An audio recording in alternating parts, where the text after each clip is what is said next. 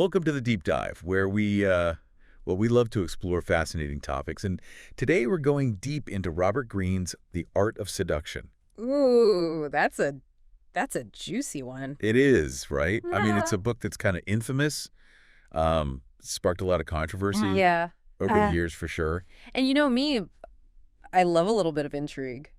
Well, it's definitely intriguing, but it's also, really insightful. Okay. Greene really dives into the psychology of attraction and influence. Yeah.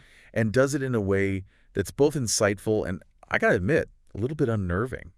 It is a little bit unnerving. Like Yeah. he's pulling back the curtain on this whole hidden world of Right. manipulation and desire. And honestly, I think we've all encountered these dynamics at some point, Oh, yeah, absolutely. whether we realized it or not.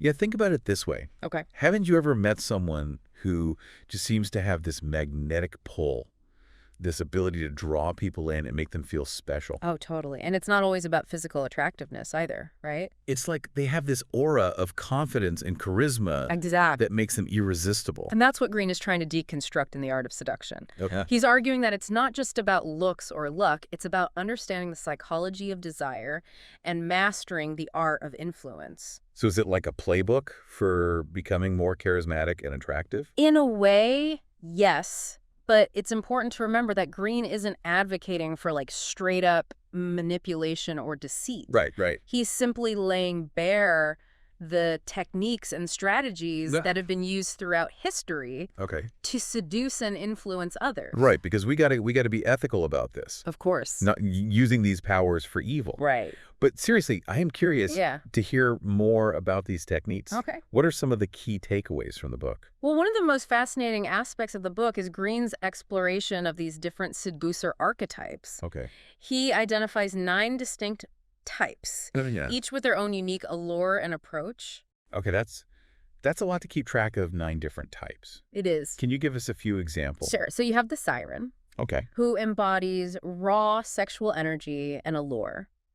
Think Cleopatra or Marilyn Monroe. Okay, got it. So like the classic femme fatale. Exactly. Okay. Then there's the rake, Okay.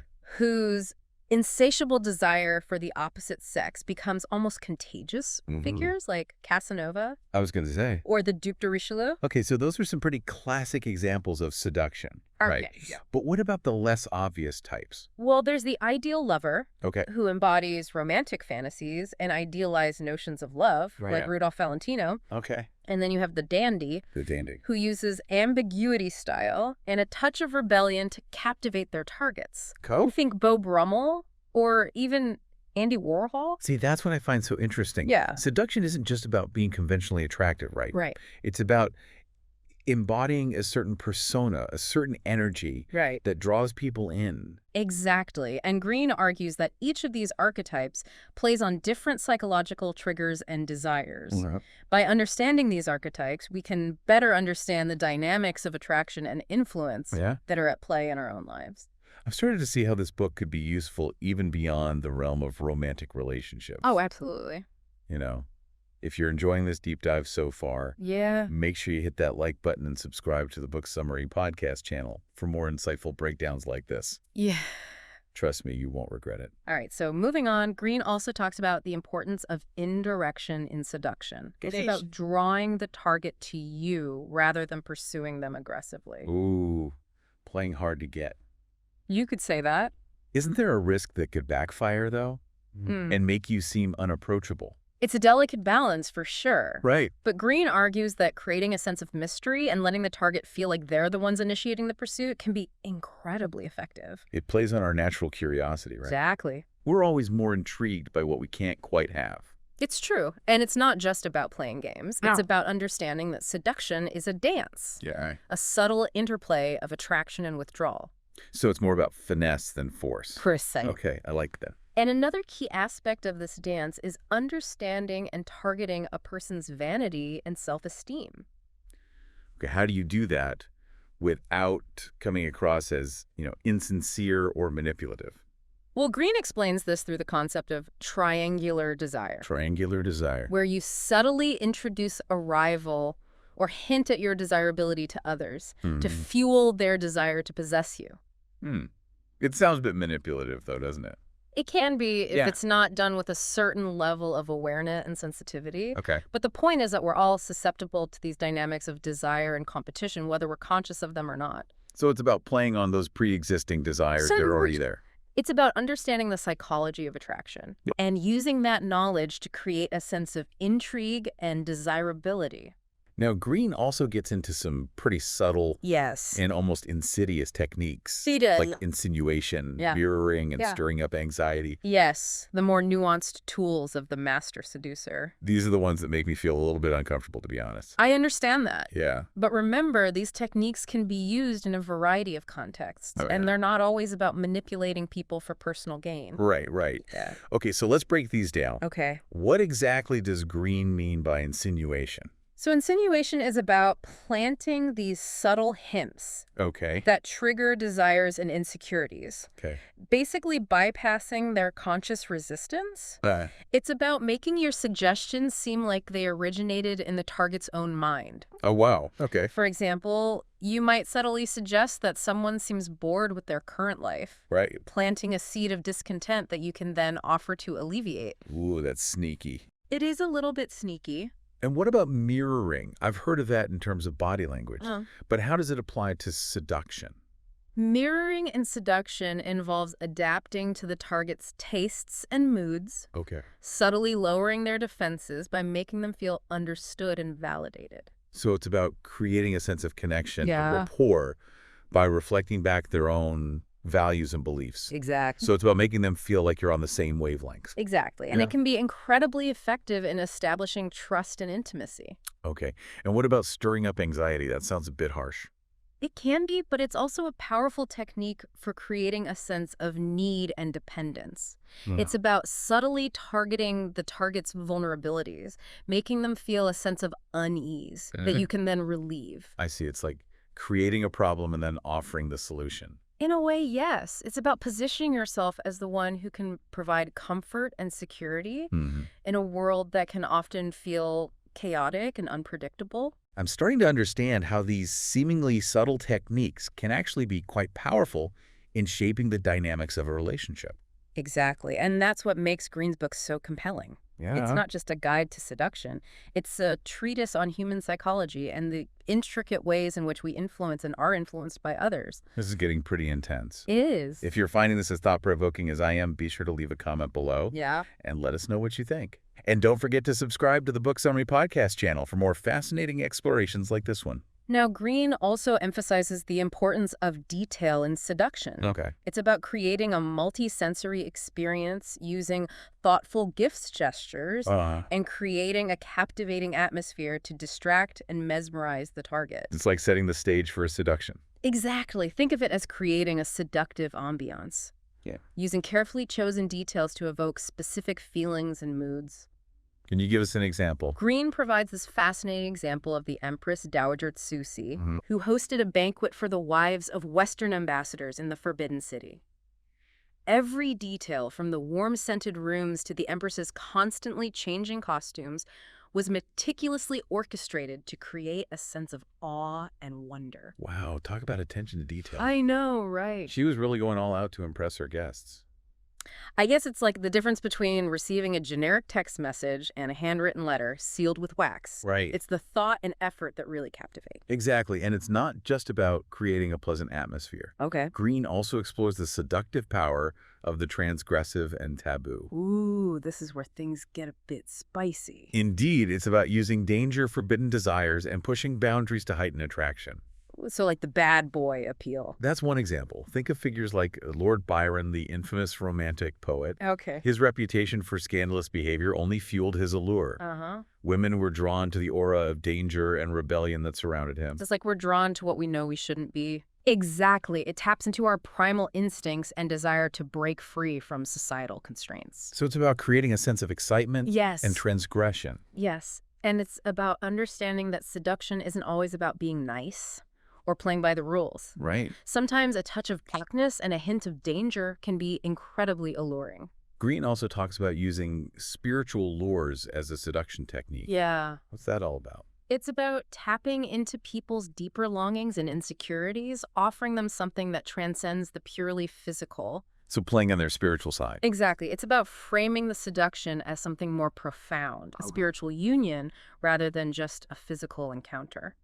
Can you give an example? Think of figures like Don Juan, Okay. who would often use religious imagery and language to seduce his targets. Okay. By framing the seduction as a spiritual experience, he was able to bypass their moral objections and make them feel like they were participating in something transcendent. Wow, that's a powerful technique. It is, and it highlights the fact that seduction isn't just about physical attraction. It's about understanding the human psyche and appealing to our deepest desires and longings.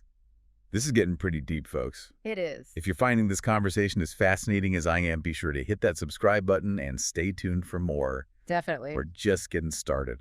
Now, one of the most intriguing concepts Green explores is the idea of mixing pleasure with pain in seduction. Wait, pain?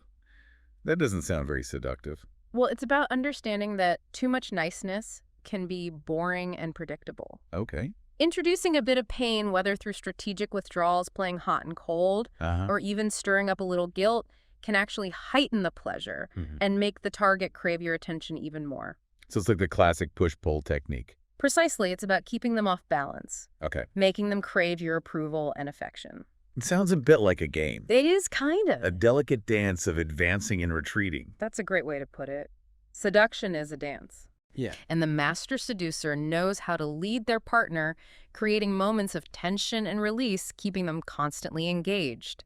This brings us to another fascinating concept, regression. What's that all about? Regression is about tapping into the target's childhood memories and needs, both Oedipal and infantile.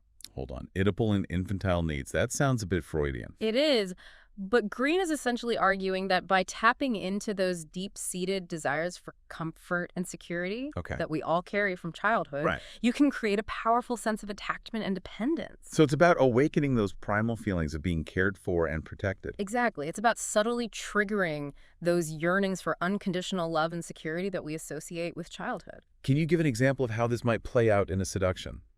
Imagine someone who constantly pampers their target, attending to their every need and desire, making them feel utterly cherished and cared for. It's like recreating that feeling of being a child with a doting parent who indulges your every whim. I can see how that would be appealing, especially for someone who might be lacking that kind of nurturing in their life. Exactly. And that's the power of regression. It taps into our deepest vulnerabilities and longings, making us feel utterly captivated by the person who can provide those feelings. Wow, we've covered a lot of ground already. Yeah. From understanding the different types of seducers to exploring these subtle psychological techniques, it's clear that the art of seduction is far more complex than meets the eye. Indeed. And we've only just scratched the surface. Oh, no. There's still so much more to explore, and Green's fascinating and, dare I say, a little bit dangerous book. If you're on the edge of your seat like I am, hit that subscribe button and stick around for part 2 of our deep dive into the art of seduction. We'll be back. We'll be back soon to uncover even more secrets of this complex and intriguing art. Welcome back to the deep dive. You know, I was just thinking, it's fascinating how Green not only breaks down the different phases of seduction, but also provides all these insightful historical anecdotes that really bring the concepts to life. Yeah, it's one thing to understand the theory, but it's another to see how it's actually played out in real life situations. Yeah, okay, I get the theory, but how does this actually play out in the real world? Right. And Green gives us all these amazing examples from history. He does. From Cleopatra to Casanova to even modern day figures. It's like watching the seduction game unfold across time. Exactly. And it makes you realize that these dynamics of attraction and manipulation, they aren't new. No, they've been around forever. They've been playing out for centuries. Human nature, right. Yeah, so let's talk about what happens after the initial conquest. Okay. What about the aftermath of seduction? Right. Because Green talks about the importance of disenchantment as a strategic move. It's interesting. What's that all about? It's almost counterintuitive. You'd think once you've won someone over, you could just relax and enjoy the fruits of your labor. But Green is saying, nope, not so fast. Because if you become too available, too predictable, the allure fades. Exactly. Disenchantment is about recognizing that the initial intensity of a seduction can't last forever. Right. In fact, allowing it to fade into routine and predictability can be fatal to the whole dynamic. So it's like playing hard to get even after you've already gotten them. In a way, yes. It's about understanding that humans crave what seems just out of reach. Okay. It's about strategically breaking off the seduction, or at least creating a sense of distance and uncertainty Yeah. to reignite the target's desire. It's almost like you have to keep them guessing, keep them on their toes. Right. Don't let them get too comfortable. Because wouldn't that make them take you for granted? That's where most people go wrong. Yeah. They mistake the initial conquest for the end game. Right. But true seduction, according to Green, is an ongoing process. Okay. It's about maintaining that spark, that element of mystery and desire. Okay, so how do you actually do that? How do you keep someone enchanted? Yeah. Even if the initial passion has cooled? Green talks about the dangers of inertia and familiarity. Okay. Falling into predictable routines is the death knell. Right. The key is to keep things fresh and exciting. Easier said than done, right. What are some specific techniques? I'm all ears. He suggests techniques like surprise, creating a sense of loss, and even stirring up a little jealousy. Okay, let's break those down. How can you use surprise Okay. to reseduce someone? What does that look like? Think back to Madame de Pompadour. Okay. She was a master of keeping King Louis the Tixfifter on his toes, constantly surprising him with new and delightful experiences. Like what? Give me some examples. It could be as simple as a new piece of art in her apartments, Okay. a change in her appearance, or a captivating new topic of conversation. Okay. It's about keeping the target guessing, constantly reminding them that you are full of surprises. So it's about breaking the routine, shaking things up a bit, keeping it interesting. And- Okay. I can see how that would work. Yeah. What about creating a sense of loss? That one sounds a bit trickier. It is subtle, but by strategically withdrawing your attention, Okay. even temporarily, Uh-huh. you create a void in their life. And that absence makes the heart grow fonder, as they say. Oh, I see. You're making them realize how much they value your presence. Right. By taking it away even for a little bit. Exactly. It makes them miss you. Like that old saying, Right. you know, what you've got till it's gone. Exactly. And finally, there's the tactic of stirring up jealousy. Ooh. But this one you have to be careful with. Oh, that's a dangerous game. Yeah. I can see how that could backfire big time. It can if it's not done subtly and strategically. Yeah. But the idea is that by subtly hinting that others find you desirable, Okay. you reawaken their possessive instincts. It's like that triangular desire concept you mentioned earlier. Exactly. By introducing a rival, even just a hint of one, Right. you can rekindle their competitive spirit and reignite their desire to win you. So even after the initial conquest, seduction is an ongoing process Yes. of maintaining interest, Yeah. keeping things fresh, Yes. and reminding the target why they were drawn to you in the first place. It's like a dance, really. Yeah. Knowing when to advance and when to retreat, when to stoke the flames and when to let them simmer. Green illustrates these concepts with some captivating historical examples. He does. The story of Napoleon's return from exile Oh, yes. is a perfect example of how to use surprise and strategic maneuvering Yeah. to reseduce a nation. It's like he was playing the role of the lost lover returning to reclaim his beloved. Absolutely. Napoleon's escape from Elba and his triumphant march back to Paris was a masterpiece of seduction. Yeah. He understood the power of symbolism timing and creating a sense of longing in the hearts of the French people. Yeah. He returned as a hero, a savior, reminding them of what they had lost Right. and rekindling their desire for his leadership. And his strategic use of surprise, his dramatic entrance, and his clever manipulation of public sentiment made his reseduction all the more effective. It really did. It's a fascinating example of how these principles of seduction can be applied not just to individuals, but to entire groups of people. Yeah. It makes you wonder, are we all being seduced all the time without even realizing it? It's a question worth pondering. Yes. And Green provides a wealth of other historical anecdotes that illustrate these concepts, from the love affairs of Casanova to the political maneuvers of figures like Benjamin Disraeli. Speaking of Casanova, his story of reseducing Christina is a perfect example of how to use surprise and calculated indifference to reignite desire. It's like he reversed the roles, making her the pursuer. Absolutely, by pretending to be uninterested in Christina, by playing the role of the indifferent gentleman. Right. Casanova piqued her curiosity and made her want to pursue him. Yeah. He created a sense of mystery, a challenge, Yeah. and that made her all the more determined to win him over. And that's a powerful technique for reseduction. By playing hard to get, by creating a sense of distance and uncertainty, you can make the target work harder to win your affection. And that can make the victory all the sweeter. Indeed, it's a delicate dance. But when done well, it can be incredibly effective. Wow, these stories really bring these concepts to life. Yeah. It makes you realize that the art of seduction is all around us, It really is. playing out in our personal relationships in politics and business, even in the entertainment industry. Absolutely. And understanding these dynamics can give you a significant advantage in navigating the complexities of human interaction. It's like having a secret weapon. It is. A deeper understanding of the forces that drive attraction and influence. But like any weapon, it can be used for good or for evil. Right. So we got to use this knowledge responsibly. Precisely. It's about becoming a more conscious and discerning participant Yes. in the game of human interaction. So are you ready to dive into the final part of the art of seduction? We'll be right back with more insights from Robert Greene. Don't go anywhere. Welcome back to the deep dive. You know, as we wrap up our exploration of the art of seduction, I'm struck by how Greene isn't just giving us like a how-to manual for attracting people.